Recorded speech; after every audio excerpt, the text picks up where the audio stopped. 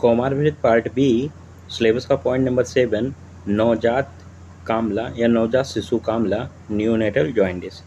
तो इसका 2 portion important है, एक अकॉर्डिंग टू मॉडर्न और अकॉर्डिंग टू आयुर्वेदा। तो अकॉर्डिंग टू मॉडर्न मैंने ऑलरेडी अपलोड कर दिया है, प्लेलिस्ट में ऐड कर दिया है, तो वहाँ जाके आप देख लीजिएगा। अब यहाँ हम जब बात करेंगे आयुर्वेद के अकॉर्डिंग बात करेंगे, और यहाँ बात करेंगे सेपरेट कामला की भी थोड़ी सी, और थोड़ा सा नवजात शिशु कामला का, क्योंकि नवजात शिशु कामला का वर्णन आचार्यों ने अच्छे से नहीं किया है। कामला का वर्णन है सफिशिएंट, लेकिन नवजात शिशु कामला का वर्णन नहीं है, थोड़ा थोड़ा है, तो उसको भी रिलेट करके हम कामला से देखेंगे और सारी चीज़ें यहीं पे करेंगे। तो सबसे पहले आप ये जानिए, कामला को जॉइंडिस बोलते हैं और नवजात शिशु कामला को नियोनेटल जॉइंडिस बोलते हैं। अब हम थोड़ा सा कामला की बात करेंगे। कामला में देखिए, पहले ये जानिए कि कामला का वर्णन आयुर्वेद ग्रंथों में विस्तृत रूप से प्राप्त होता है। मतलब कामला का वर्णन तो आयुर्वेद के ग्रंथों में विस्तृत रूप से प्राप्त होता है, और इसके कारण प्रमुख रूप से अगर बताए गए हैं तो निम्नलिखित हैं, और 2 कारण बताए गए हैं। कितने कारण बताए गए हैं? 2 कारण बताए गए हैं। एक तो ये बताया गया है, पांडुरोगी यो अत्यर्था पित्तलानि निसेविते तस्य पित्यम अश्रिग मासम दग्ध्वा रोगाय कल्पते। मतलब पांडुरोगी अत्यर्था पित्तलानि निसेवते, मतलब पांडुरोगी हो, ऑलरेडी एनेमिक हो, और वो अत्यधिक पित्त द्रव्यों का सेवन करता है, मतलब पांडुरोगी हो और अति पित्तवर्धक पदार्थों का, द्रव्यों का वो सेवन करता हो। तो देखो, तस्य पित्यम अश्रिग माध्यम दग्ध्वा रोगाय कल्पते, मतलब तो उसका जो पित्त होगा और ज़्यादा दूषित होगा, और वो दूषित होकर क्या करेगा? रक्त और मांस को दग्ध कर देगा, मतलब जला देगा। और जला देगा तो कौन सी रोग की उत्पत्ति होगी? कामला रोग की उत्पत्ति होगी। तो आपको यहाँ बहुत अच्छे से क्लियर हो गया होगा कि पांडु रोगी अगर ऑलरेडी एनेमिक है और पित्तवर्धक आहार विहार का सेवन करता है, तो उसका पित्त और अधिक दूषित होकर रक्त और मांस को दग्ध कर देगा, जला देगा, नष्ट कर देगा। उसके रूप में क्या उत्पन्न होगा? कामला रोग की उत्पत्ति होगी। तो ये तो क्लियर हो गया, पांडु से कामला की उत्पत्ति होती है, यहाँ पे एक क्लियर हुआ। ऐसा नहीं कि सिर्फ पांडु से ही कामला की उत्पत्ति होगी, सेपरेट कामला भी उत्पन्न होता है। वो यहाँ देखिए आप, अथवा सामान्य कोई व्यक्ति है और सामान्य व्यक्ति द्वारा अति पित्तवर्धक आहार आदि का सेवन किया जाता है, तो ये भी कामला स्वतंत्र रूप से उत्पन्न होता है। स्वतंत्र रूप तो कामला एक पांडु रोगी से उत्पन्न हो रहा है, पित्तवर्धक आहार विहार से ही उत्पन्न हो रहा है, चाहे पांडु रोगी करे और चाहे नॉर्मल रोगी करे। ठीक है, नॉर्मल रोगी क्या स्वतंत्र कामला है, और वैसे वो पांडु से उत्पन्न हुआ कामला है। ठीक है, डिपेंडेंट है। अब देखो, नवजात शिशु कामला की बात करते हैं। तो देखिए, नवजात शिशु कामला में आयुर्वेद संहिताओं में प्रत्यक्ष रूप से नवजात शिशु कामला का वर्णन उपलब्ध नहीं है। मैंने ऑलरेडी आपको बताया, कामला का तो विस्तृत वर्णन मिलता है, बट नवजात शिशु कामला का वर्णन नहीं मिलता है। परंतु यत्र तत्र अन्य व्याधियों के साथ सामंजस्य रखते हुए लक्षण आदि के द्वारा इसकी व्याख्या की जाती है। मतलब अलग अलग व्याधियों के लक्षण स्वरूप कामला को वर्णन किया गया है, कामला का एक्सप्लेनेशन किया गया है। जैसे कि जातहारणी। अब जातहारणी की थोड़ी सी बात करते हैं। तो देखिए, जातहारणी जो होती है उसके लगभग टोटल कितनी जातहारणियाँ मानी गई हैं? 35 जातहारणियाँ मानी गई हैं। मैंने लगभग लिखा है, इसलिए क्लियर मत मानिएगा, आप चेक कर लीजिएगा। और उसमें असाध्य जातहारणियाँ कितनी होती हैं? 8 होती हैं, और याप्य जातहारणियाँ 16 होती हैं, और बाकी जो बच गई वो क्या होती हैं? साध्य होती हैं। तो ये जो याप्य होती है, इसमें एक जातहारणी ऐसी होती है जिसका नाम पिशाची होता है। इस पिचासी से ही नवजात शिशु कामला की उत्पत्ति बताई गई है। कैसे बताई गई है उसको हम देखेंगे।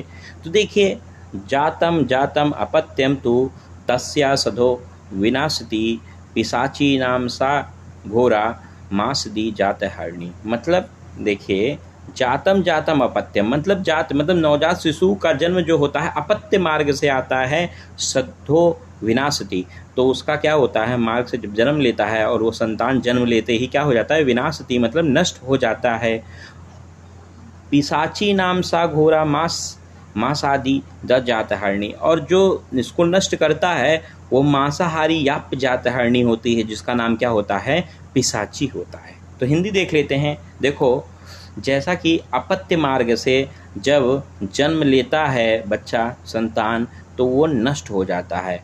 और मांसाहारी या जातहरणी को पिशाची कहा गया है और इसी संज्ञा दी गई, यही नष्ट करती है। देखो पिशाची का अर्थ क्या होता है, तो पिशाची का अर्थ होता है एक प्रकार की राक्षस है जो पीले वर्ण की होती है और पीत वर्ण के लक्षण प्रधानता देने वाली होती है। जैसा कि प्रथम दिन संतान का वर्ण कैसा हो जाएगा, पीला वर्ण का हो जाएगा पैदा होते ही, और इसलिए इस व्याधि को हम कहेंगे नवजात शिशु कामला है। और इसको शिशु को नष्ट करने वाला कौन है, तो जातहरणी है। कौन सी जातहरणी है, याप्य जातहरणी है और पिशाची नाम है उसका, ठीक है, पीत वर्ण की होती है। देखिए दूसरी उत्पत्ति कैसे बताई गई है, तो क्षीर दोष होता है। अब आपको बहुत अच्छे से पता है, बहुत बार मैंने बताया, अष्ट क्षीरी दोष होता है। अष्ट क्षीरी दोष में ऐसे आपको मैंने बताया 323 कोड भी बता दिया है कि वातज, पित्तज, कफज, मतलब वात के 3, पित्तज के 2 और कफज के 3। तो पैतृक जो होता है ये पित्त वाले 2 होते हैं। इससे कामला की उत्पत्ति बताई। कैसे बताई गई, तो देखो पित्त के 2 होते हैं, विमृता और दुर्गंध। आपको वही एक मैंने अतिसार जब क्लियर किया था तो आपको बहुत अच्छे से बताया था, विवरता की वजह से मलभेद होता है, उसी को अतिसार बोलते हैं। तो देखिए ये ऑलरेडी आपको एक बार यही चार्ट से मैं एक्सप्लेन मैं कर चुका हूँ, दूसरी बार आज दुर्गंध को एक्सप्लेन करूँगा। तो यहाँ दुर्गंध से याद रखिए आप, दुर्गंध से पांडु और कामला की उत्पत्ति होती है। कैसे, दा से दुर्गंध होता है, दा से दो रोग कौन से होते हैं, कामला और पांडु। और याद कर लीजिए दीपिका, ट्रिक में याद कीजिए दीपिका, तो दी से दुर्गंध, पी से पांडु, का से कामला। तो आपको यहाँ बहुत अच्छे से क्लियर हो जाना चाहिए कि क्षीर दोष जो होता है, क्षीर दोष अष्ट क्षीर दोष होते हैं जिसमें 323 कोड है। वातज, पित्तज, कफज का जो पित्तज होता है वो 2 प्रकार से होता है, विवरता और दुर्गंध। तो विवरता से मैंने एक रोग आपको पढ़ाया है जो होता है मलभेद अतिसार, दूसरा होता है दुर्गंध। दा से दुर्गंध, दा से दो रोग कौन से होते हैं, तो कामला और पांडु। और ट्रिक भी मैंने आपको क्लियर की है, दीपिका आप याद रखेंगे, दी से दुर्गंध और पा से पांडु, का से कामला। अब देखिए लक्षण बात करते हैं आचार्य काश्यप के अनुसार वेदना अध्याय में। तो पांडु और कामला दोनों मैंने लिख के रखा है, पढ़ तो हम सेपरेट कामला रहे हैं लेकिन पांडु अगर साथ में है इसलिए मैंने दोनों लिख के रखा है, जिससे आपको क्लियर रहेगा तो आप कभी कंफ्यूज नहीं होंगे और अच्छे से पांडु भी आता है तो आप लिख पाएंगे। तो देखिए पांडु और कामला लोग में पीत हो जाता है, क्या क्या, चक्षु, नख, मुख, विड़, मूत्र, ठीक है। कामला अर्तिता, मतलब कामला में नेत्र, नख, मल, मूत्र क्या हो जाता है, पीला हो जाता है। उभय मतलब दोनों, पांडु और कामला, ठीक है। निरुत उत्सादो, ठीक है, उत्साहो, नष्ट अग्नि, रुधिर, स्पृहा, मतलब दोनों में क्या होता है, तो निरुत्साह हो जाता है, मतलब उत्साह उसका शून्य हो जाता है। और नष्ट अग्नि, उसकी जठर अग्नि भी नष्ट हो जाती है।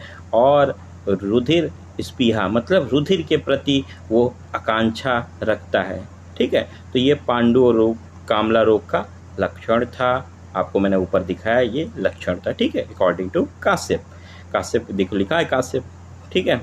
अब देखो यही मैंने थोड़ा सा मॉडर्न को रिलेशन यहाँ लिख दिया है, आपको ऑलरेडी मॉडर्न करवा दिया है, फिर भी मैं थोड़ा सा यहाँ बताऊंगा आपको कि ये लक्षण जो होता है ये आधुनिक चिकित्सा ग्रंथों में भी वर्णित है। सेम लक्षण, उसमें भी नवजात शिशु को पीत वर्ण सर्वप्रथम मुख में दिखाई पड़ता है और धीरे धीरे क्रमशः वो शरीर के अन्य भागों पर त्वचा की पर भी वो दिखाई पड़ने लगता है, ठीक है। अन्य भाग मतलब अन्य ऑर्गन की त्वचा पर भी वो दिखाई पड़ने लगता है। और त्वचा पर पीत वर्ण की उत्पत्ति प्रायः तभी होती है जब रक्त में क्या बढ़ जाता है, तो बिलिरुबिन की मात्रा 4 mg/ml से इससे अधिक होने लगती है, मतलब इससे अधिक नहीं होनी चाहिए।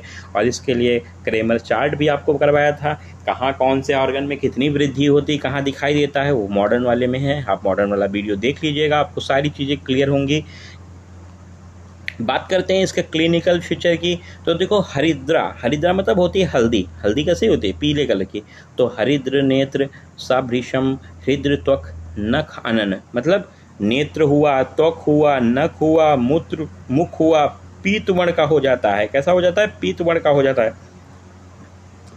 रक्त, पीत, अश्रिक मूत्रो, भेक वर्णो, हत इंद्रिया, मतलब देखो पुरेश हुआ और मूत्र हुआ भी पीत वर्ण का हो जाता है, ठीक है।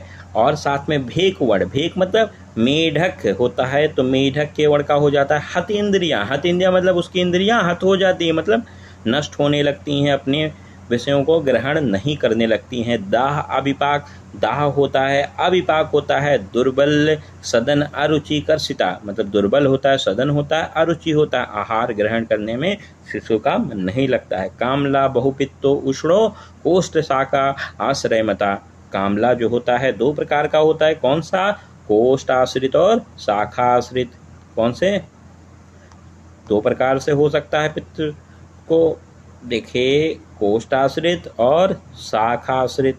देखिए कोष्ठ आश्रित जो होता है नॉन ऑब्स्ट्रक्टिव जॉइंटिस, और शाखा आश्रित जो होता है ऑब्स्ट्रक्टिव जॉइंटिस बोला जाता है, ठीक है। चिकित्सा की बात करते हैं तो मैं यहाँ थोड़ा सा चिकित्सा, नवजात शिशु की चिकित्सा यहाँ बताऊंगा, थोड़ा सा मैंने मॉडर्न में बताया है।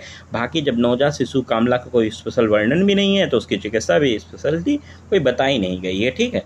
तो देखिए चिकित्सा में नवजात शिशु कामला के लिए बच्चे को सूर्य के किरणों में रखने को कहा गया है, ठीक है। जैसा कि मॉडर्न में आपको बताएंगे फोटोथेरेपी, सुबह के सूर्य के किरणों में बच्चे को रखने को कहा गया है। वर्तमान समय में फोटोथेरेपी समझ सकते हैं, क्या समझ सकते हैं? फोटोथेरेपी समझ सकते हैं। आप बताइए उसकी वेवलेंथ बिलिरुबिन कितनी सहने की क्षमता थी, तो आप बताइए यहाँ कमेंट में, तब मैं जानूँ कि आपने मॉडर्न ऑलरेडी पढ़ा है या आपको याद है कुछ चीज़ें। अगर नहीं पढ़ा है तो आप जाके देख लीजिएगा, वहाँ सारी चीज़ें वैल्यू आपको याद रहेंगी, तभी आप लिख पाएंगे।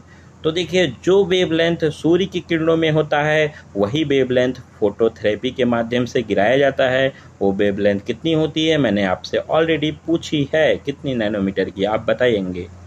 अब देखिए नॉर्मली कामला में क्या होता है, तो नॉर्मली कामला रोगी में तिक्त द्रव्यों से सिद्ध मृदु विरेचन औषधियों से विरेचन करवाना चाहिए। घृत योग में, जैसे तो क्लिनिकल में ज़्यादातर घृत योगों का प्रयोग नहीं किया जाता, बट संहिताओं में दिया है तो हम लोग पढ़ लेते हैं। जैसा कि पांडु तथा कामला में स्नेहन के लिए पंचगव्य महातिक्त कल्याण घृत का प्रयोग करते हैं। इसके पश्चात गोमूत्र तथा दुग्ध पिलाकर विरेचन कराते हैं, ठीक है।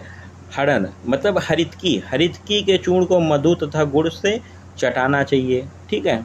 अब देखिए पित्तज कामला और पित्तज कफज कामला, तो देखिए इसमें कुछ योग बताए गए हैं। जैसे पित्तज कामला है मतलब नॉर्मली हेमोलिटिक जॉइंटिस है, आरोग्य वर्धनी वटी हुआ, सुदर्शन चूर्ण हुआ, त्रिफला सुरस हुआ, पंचतिक कषाय हुआ, अभिपतिकर चूर्ण हुआ, प्रवाल भस्म हुआ।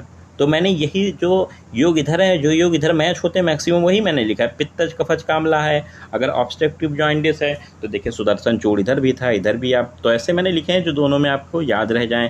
त्रिफला सोरस इधर था, इधर भी लिख दिया मैंने, अभिपतिकर चूर्ण इधर था, इधर भी, बस मैंने इधर प्रवाल भस्म इधर भी था, इधर कोई नया मैंने इससे नहीं लिखा जिससे आपको कोई कन्फ्यूज़न ना हो और ज़्यादा याद करना ना पड़े, ठीक है। तो हम लोगों का अकॉर्डिंग टू आयुर्वेदा नवजात शिशु कामला कंप्लीट हो गया, अकॉर्डिंग टू मॉडर्न भी कंप्लीट हो गया। दोनों सेपरेट वीडियोस अलग अलग मैंने बनाए हैं, अच्छे से आप दोनों पढ़ें जिससे एग्जाम पॉइंट ऑफ व्यू से बहुत इंपॉर्टेंट है और आप अच्छे से इसको एक्सप्लेन कर पाएँ।